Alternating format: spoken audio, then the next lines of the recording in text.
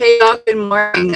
It is Sunday morning, May, I think, the 3rd. And I just had a really interesting experience here at the Circle K here in Ocean Springs. I am wearing, and I kind of didn't really realize it, my I Love Intact Men as They Were Born to Be t-shirt, which of course is kind of promotion for my book that I'm still working on. If you took the survey, hang on, still in process, doing interviews and all that kind of stuff. Anyway, so as I go in, the Facebook Messenger, thank you much. As I a drink, because I'm about to drive a little bit, so I'm just getting a beverage to wet the whistle as I am driving. And as I'm checking out, the lady says, "Oh, I like your t-shirt." And I was looked down because I'm not even thinking about it. I'm like, "Oh, really?" I'm thinking, "Oh, wow, an activist, that would be great." And I said, "Oh, you're you're an activist." She said, "What?" I said, "Well, that's what I love intact men as they were born to be."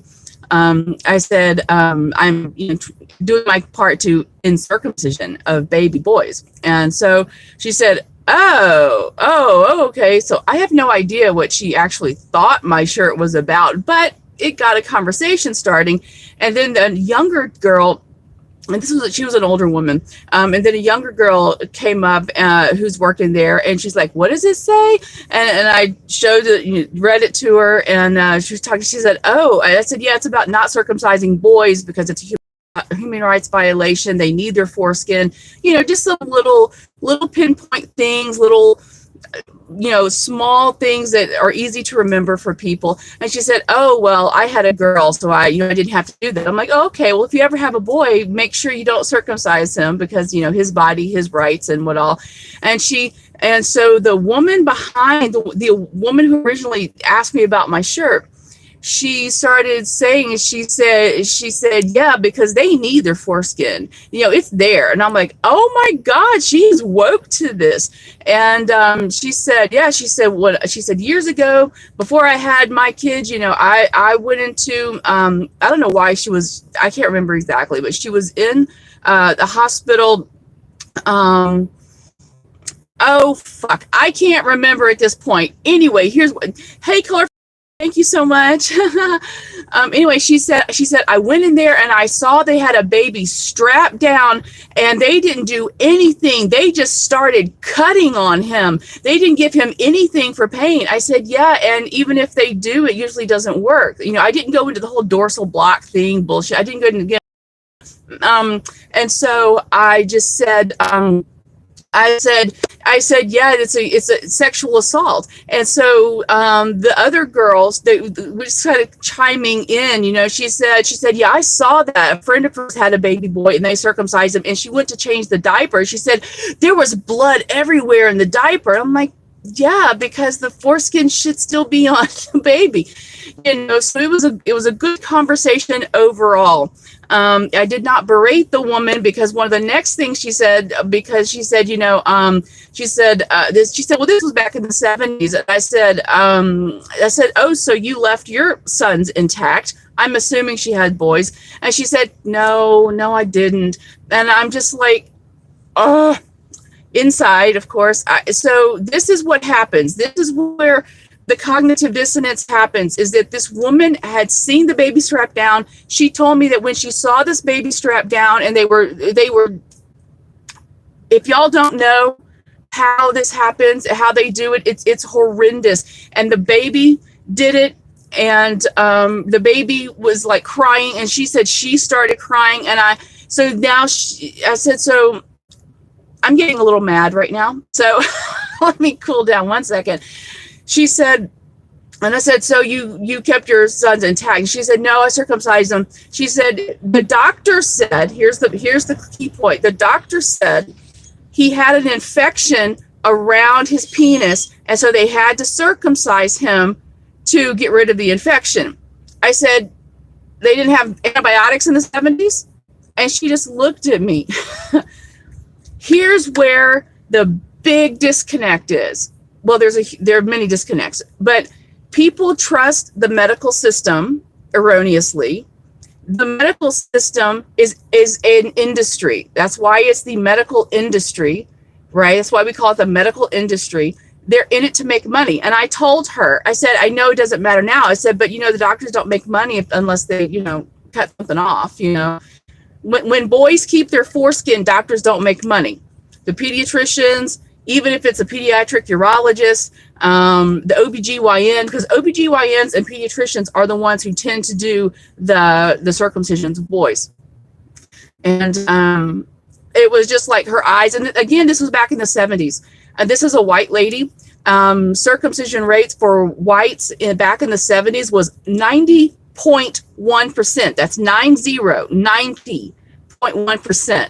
That means that out of over the numbers, but 9 out of every 10 boys in the 70s was circumcised.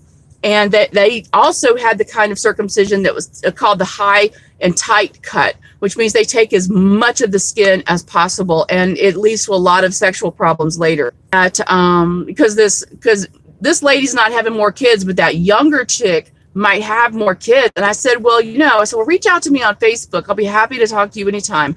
I said, because the needs of the foreskin changes, the function of the foreskin changes as the boy gets older. So I said, when he's a baby, the foreskin is fused on purpose to keep out infections of the urethra. It's not the foreskin specifically that does that, y'all. It's actually the meatus lips on the end of the glands. But those lips get worn away when they don't have their foreskin. And that's a whole other thing I can explain in another video if you're interested. But anyway, it was just really a cool moment to be able to talk to a couple of people here in Ocean Springs, Mississippi. And one woman is totally woke to this, circumcised her sons because the doctors told her to. That was the only way to help her baby. And she, being a good mom, was trying to do what was best for her son. She went against her own instincts, but trusted the medical authority in front of her.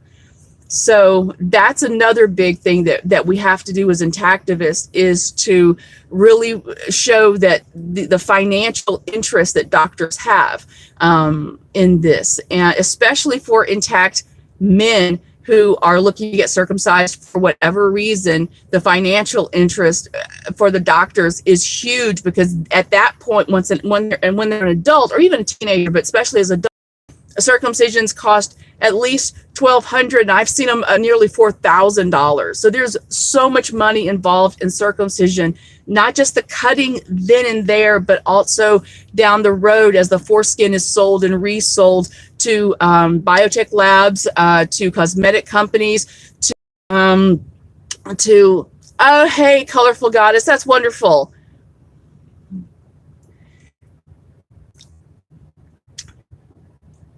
You're in Arizona. Where are you in Arizona? I was in Tempe last year. So yeah, the chat doesn't leave the messages up, so I can't read the big. Can I? Let me see. Can I? Well, there they are. Okay, there they are. I'm pregnant with a boy, and I've been wondering if I should do this. I apologize. I just wasn't sure because I came from a Christian background. Oh, listen.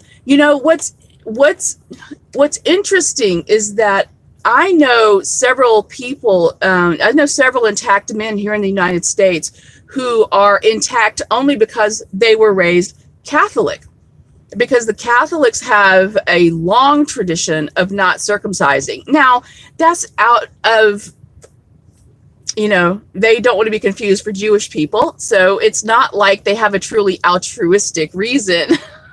It's not about the health and love for the child. The Catholics just didn't want to be confused for Jews. But that not circumcising because of religion is still very strong within the Catholic Church. So 30 minutes a day.